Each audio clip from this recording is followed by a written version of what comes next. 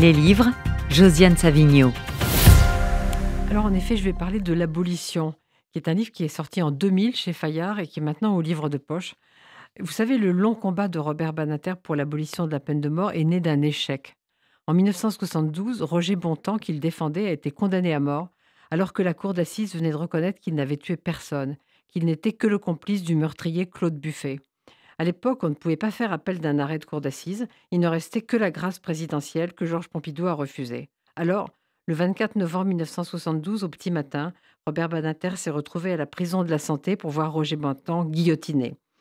Parce qu'il n'oublierait jamais, a-t-il dit, le claquement sec de la lame sur le butoir, Robert Badinter a écrit un livre magnifique et très troublant qui s'appelle «L'exécution», que vous pouvez trouver aussi en livre de poche.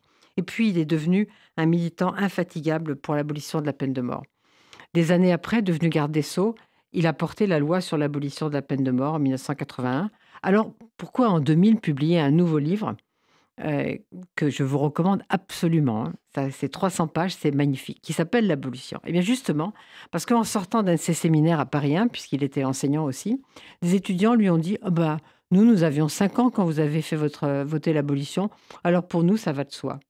Alors, lui qui n'a jamais voulu écrire ses mémoires, a écrit «L'Abolition», qui est bien un livre de mémoire.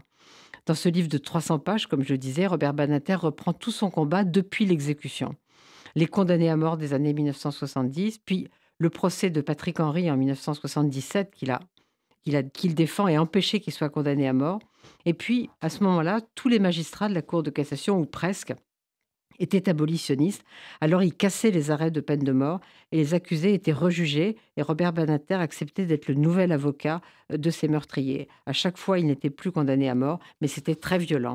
Par exemple, au moment du verdict de l'un d'entre eux, le frère de la victime s'est mis à hurler: «Salaud, je te crèverai, vous êtes tous des salauds, Badinter, tu es une ordure». Mais rien ne pouvait arrêter Robert Badinter. Pour lui, la peine de mort devait disparaître de ce monde, comme la torture, parce qu'elle est une honte pour l'humanité et que jamais, nulle part, elle n'a fait reculer la criminalité sanglante.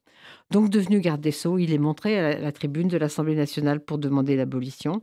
Et vous retrouverez tout ça dans ce livre magnifique, au terme duquel Robert Badinter pouvait enfin dire qu'il avait accompli le vœu de Victor Hugo, l'abolition pure, simple et définitive de la peine de mort.